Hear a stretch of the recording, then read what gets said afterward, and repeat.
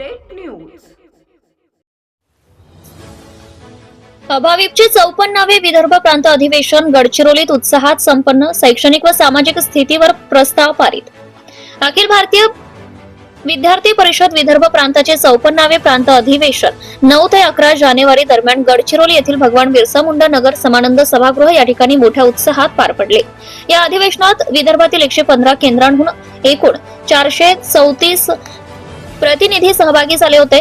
महत्त्वाचे उपक्रम आणि उपस्थितांची यावेळी मांदियाळी महाराष्ट्राचे आदिवासी विकास मंत्री प्राध्यापक अशोक उईके यांच्या हस्ते अधिवेशनाचं उद्घाटन झालंय.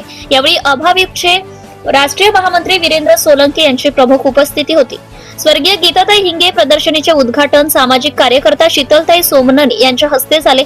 यात जनजाती वीर आणि विदर्भाच्या इतिहासावर प्रकाश टाकण्यात आला. भगवान बिरसा मुंडा यांच्या 150व्या जयंतीनिमित्त निघालेली ही यात्रा 4027 किलोमीटरचा प्रवास करून अधिवेशनात पोहोचली, ज्यातून जल, जंगल आणि जमीन रक्षणाचा संदेश देण्यात आला.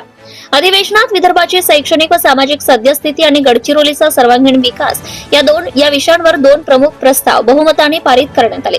आगामी काळात विदर्भात वसतिगृह सर्वेक्षण मोहीम राबवली जाईल.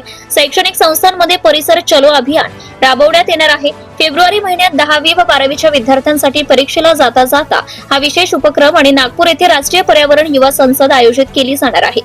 अधिवेशनाच्या समारोपीय सत्रात सत्र 2025-26 साठी अभाविप विदर्भ प्रांताची नवीन कार्यकारिणी घोषित करण्यात आली.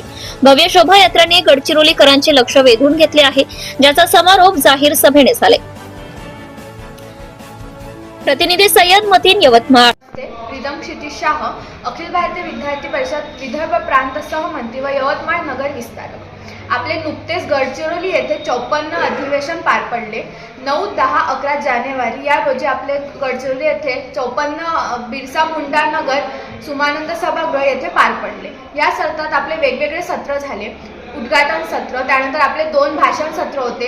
एक म्हणजे आपली जी जनजाती संस्कृती आहे ही लोकांपर्यंत कशी पोहोचावी, आपले राष्ट्रीय जे आहेत जनजाती कार्यप्रमुख यांनी ते सत्र घेतलं. आणि एक म्हणजे अभाविप कार्यपद्धती, आपली कार्यपद्धती काय आहे, जेवढे पण कार्यकर्ते आले होते त्यांच्यापर्यंत कशी पोहोचली पाहिजे कार्यपद्धती, याच्यासाठी झालं. ते सत्र आपले राष्ट्रीय सहसंघटन मंत्री देवदत्तजी जोशी यांनी घेतले. त्यानंतर आपले काही 5 समांतर सत्र झाले. त्यात आपण 5 विषय ठेवले होते. कुटुंब प्रबोधिनी, स्वबोध, समरसता, पर्यावरण असे आपण काही सत्र ठेवले होते आणि कार्यकर्त्यांनी या सत्रांमध्ये वेगवेगळ्या सत्रांमध्ये आपण विभागले होते. त्यानंतर आपले काही आपण प्रस्ताव पारित केले.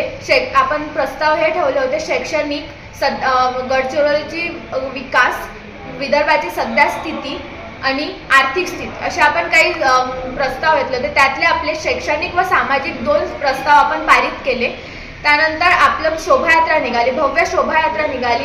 त्यात आपले 900 गडचिरोलीच्या 900 नागरिकांनी आपली वेगवेगळ्या ठिकाणहून स्वागत केले त्या शोभायात्रेचं. शोभायात्रेची जाहीर सभा एका लॉनमध्ये घेण्यात आली. त्या जाहीर सभेमध्ये राष्ट्रीय महामंत्री वीरेंद्रजी सोळंकी, राष्ट्रीय मंत्री कुमारी पायलताई किनाके, प्रांत अध्यक्ष परबत सर, त्यानंतर प्रांत मंत्री देवाशिष गोतरकर व इतर जे पण छात्र नेते आहे यांनी भाषण दिले. त्यानंतर आपली कार्यकारिणी घोषणा झाली. प्रांत कार्यकारिणी घोषणा 183 कार्यकर्त्यांची कार्यकारिणी घोषणा करण्यात आली. त्यानंतर आपण 3 यात्रा काढल्या होत्या 150वी बिरसा मुंडा जयंती यांच्या निमित्त. या 3 यात्रा 1 तारखेला निघाल्या. एक यात्रा ही जी आहे ही धारणीतल्या मेळघाट मधून निघाली. एक यात्रा सिंदखेड राजा बुलढाणा इथून निघाली. एक यात्रा गोंदिया इथून. आपल्या अशा 3 यात्रा निघाल्या. त्या 3 यात्रा 8 तारखेला गडचिरोली येथे पोहोचल्या आणि तिथे त्यांचे भव्य स्वागत करण्यात आले. ह्या यात्रेमध्ये पण आपण प्रत्येक जिल्ह्यात पोहोचलो, प्रत्येक ठिकाणी पोहोचलो आणि अशी यात्रेचं स्वागत करण्यात आले. असे 54वे अधिवेशन पार पडले. धन्यवाद. Subscribe now and press the bell icon. Never miss an update.